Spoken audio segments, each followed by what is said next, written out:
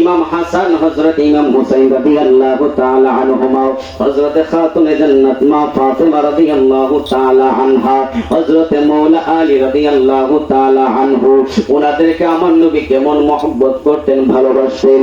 আল্লাহর হাবিব রাহমাতাল লিল আলামিন মুসনাদ আহমদের মধ্যে ইমাম আহমদ ইবনে হাম্বল একটি হাদিস উল্লেখ করেছেন। ক্বালা রাসূলুল্লাহ সাল্লাল্লাহু আলাইহি ওয়াসাল্লাম, আলা ইন্না মিসলা আহলি বাইতি ফিকুম মিসলু সাফিনাতি নূহ মান রাকিবাহা নাজা। জবান খুলে বলেন না সুবহানাল্লাহ, আর বড় করে বলেন না আল্লাহু আকবার।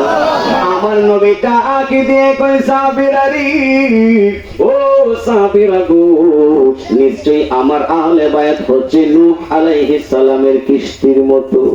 সুবহানাল্লাহ, এই আওয়াজে মানি না, জবান খুলে বলেন সুবহানাল্লাহ। খারাপ লাগতেছে না তো? ইনশাআল্লাহ শুনবেন, ইনশাআল্লাহ দলিল ভিত্তিক কথাবার্তা বলছি, একটা কথাও এদিক সেদিক বলবো না ইনশাআল্লাহ। হাদিস বলবো, অনুবাদ করব, আয়াত বলবো, অনুবাদ করব তাফসীরের আলোকে। শুনবেন তো ইনশাআল্লাহ? আল্লাহ পাক আমাদের সকলকে ধৈর্য ধারণ করার তৌফিক দান করুন, আমার জবান থেকে যেন কালিমাতুল হক বলার তৌফিক দান করুন আল্লাহ পাক। সকলে বলুন আমিন। জবান খুলে বলেন আমিন।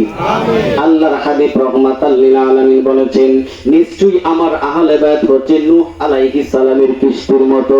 ইয়া রাসূলুল্লাহ, ইয়া হাবিবাল্লাহ, নবী গো, ও মায়ের নবীজি, আপনার আহলে বায়াতকে নূহ আলাইহিস সালামের কিস্তির সাথে তুলনা করলেন কারণ কি?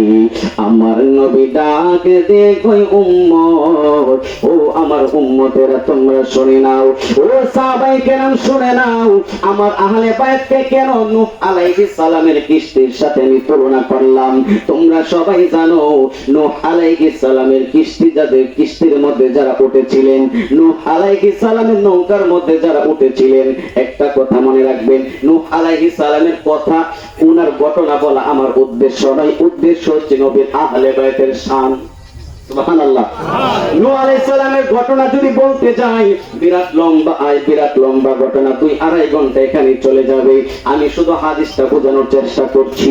আপনারা সবাই জানেন নূহ আলাইহিস সালাম আল্লাহর কাছে বদদুয়া করেছিলেন। কেন করেছিলেন? 950 বছর আল্লাহ এই দাওয়াত দিয়েছেন ধর্মের, কোন মানুষকে সে ইসলাম তার ধর্মের দিকে আনতে পারে নাই। মাত্র 40 জন মানুষ ওনার ধর্মের মধ্যে এনেছিলেন, কিন্তু এছাড়া ওনার কথা কেউ শুনে নেই। 950 বছর দাওয়াত দিছে, দাওয়াত কবুল করে না, আর অত্যাচার জুলুম।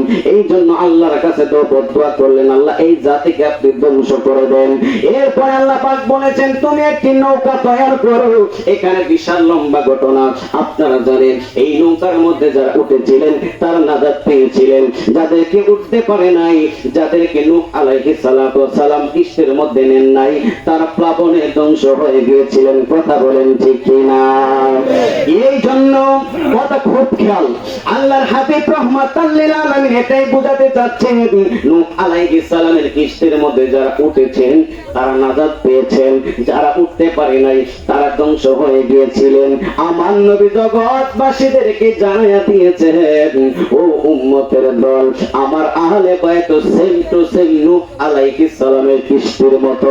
আমার আহলে বায়াতের মহব্বতের নৌকার মধ্যে যা উঠতে পারবো গো, আমার আহলে বায়াতের মহব্বতের কিস্তির মধ্যে যারা উঠতে পারবে গো, মান রাকিবাহা নাজা, ওই মানুষগুলা কিয়ামতের ময়দানে আমার সুপারিশের মাধ্যমে আমার আল্লাহ তাদেরকে নাজাত দিয়ে দিবে। জোরে জোরে বলেন না আল্লাহু আকবার, আর বড় করে বলেন না ইয়া রাসূলুল্লাহ। আমি দেখিলাম সোনার ছবি, আবার যাইয়া দেখি না দয়াল, আগে জানি না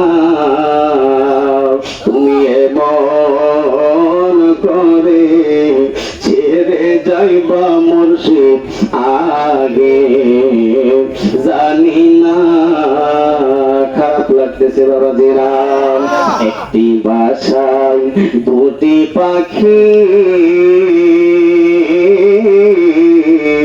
কত যে আনন্দে থাকি গো, একটি বাসায় দুটি পাখি, কত যে আনন্দে থাকি গো। আরে এখন তুমি কোথায়, আমি কোথায়, কেউ রেখে আর দেখি না দয়াল আগে, জানি না তুমি এমন করে ছেড়ে যাইবা দয়াল আগে, জানি না। একটা জবানও বন্ধ রাখবেন না, চিৎকার মেরে বলুন না আল্লাহু আকবার।